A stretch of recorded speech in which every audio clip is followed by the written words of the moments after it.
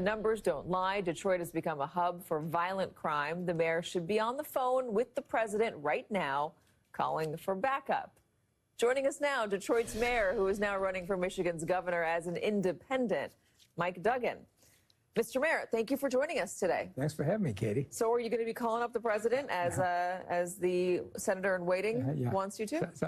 Mike Rogers is a politician, but living in Florida, I think he's lost touch with what's going on in Michigan. But you've noticed President Trump nor anybody at the White House, the Justice Department, has called for National Guard in Detroit, never mentioned the city. And the reason is that when I was elected mayor in 2013, we had 750 carjackings. We were the carjacking center of America.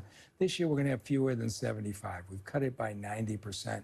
Detroit's now the place where other cities' police departments come to see how we've fought crime. And so there has been no discussion about a need for National Guard in Detroit other than a politician. What is the message? What should the message be for any candidate running for office on crime? Well, if you look at what we've done in the city, we have been very successful. We went from 300 homicides in 2022 to 250 in 2023 to 200 last year. And this year, we're well below 200. And we've done it by more police officers, by a huge expansion in our community violence initiative. We have people actually plugged into the neighborhoods, diffusing beefs as they're growing. And now we have a good partnership, actually, with the Trump Justice Department in the U.S. Attorney, Jerome Gorgan, who's increased the number of federal prosecutors that are prosecuting gun cases. So people like Mayor Scott in Baltimore have been asking for this kind of partnership to see the federal government support with prosecution. I think it's the right approach. How do you get the numbers down even more? I mean, you have non-fatal shootings, according to the stats that we're looking at, 804 in 2023, 606 in 2024. It's a 200-person jump, which is good, but still a lot of and now we're shootings. headed toward 400 this year. So how do you get it down to something closer to zero? Yeah, is it possible? Is that just a pipe dream? We're heading that direction. And so you've seen cities in the country that had, you know, lots of shootings over Labor Day weekend, 40, 50. We were at 8. We're down to 4 last weekend. But we've got 6 groups of activists who are in the community, what we call Community Violence Initiative. We've given them each 4 square miles where they get in and diffuse beefs between gangs in the high schools. And we've seen 30 and 40% reductions when you put people on the ground there. You combine that with a strong police department, and you're getting the kind of reductions we're seeing. What is the root of it? Because we heard today the administration mention cartels as part of the problem. They're going to go into the cities to root out the cartels. Are cartels funding this violence? Are they? I don't know what's going on in the rest of the country, but in the city of Detroit, it's by and large beefs. We have 2 groups of guys, and somebody said something about somebody's girlfriend. Somebody posted something threatening on Instagram, domestic violence cases.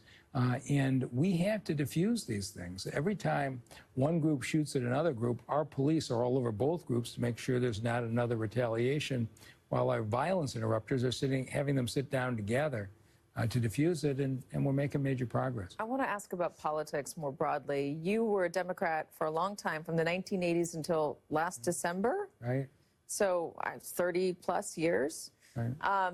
Now you're an independent. Why change the party to run for governor? So when I ran for mayor of Detroit in 2013, half the street lights in the city were out. We had 47,000 abandoned houses. The city was in bankruptcy.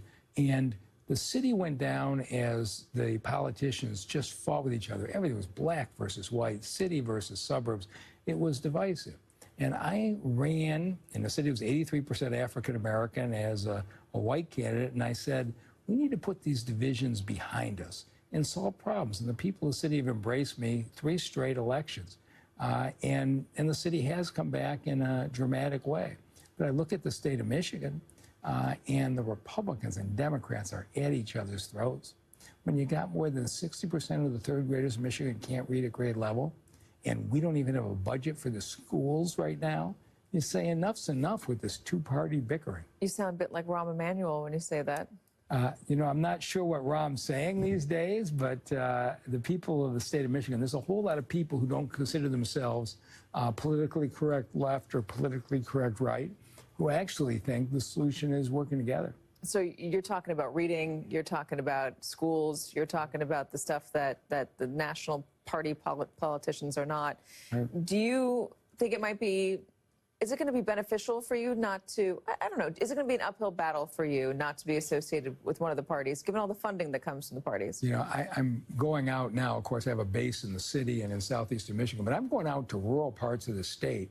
And every place I go, I find they're willing to sit down and listen and get in pretty significant crowds because I don't walk in as a Democrat. I come in and say, I think we ought to work together. And it's, I find most people don't actually want to be divided if you just want to talk about what's going on in their city. Mayor Mike Duggan running for governor of Michigan as an independent, not a Democrat. Thank you so much for joining us. Good to We really see you. appreciate having you, especially here in person.